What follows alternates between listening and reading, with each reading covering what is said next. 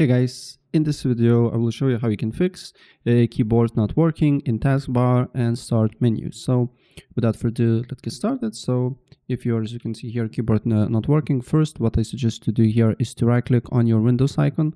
Then you need to go to settings. On settings you need to go to accessibility. On accessibility you need to scroll down until you see keyboard and then make sure filter keys is disabled.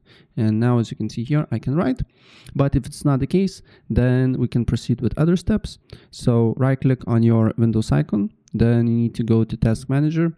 On Task Manager you need to go to Services and then Open Services, right?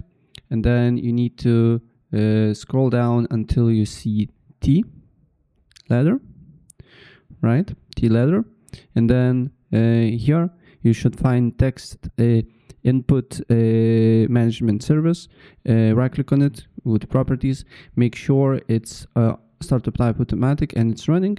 And also I'm not on laptop, but if you on laptop you should find here touch keyboard and handwriting panel service, or you should find tablet input service. So what you need to do here, you need to do the same on that particular task. Right click on it, go to properties, make sure it's on not disabled, manual, but automatic, and also make sure the service status is running.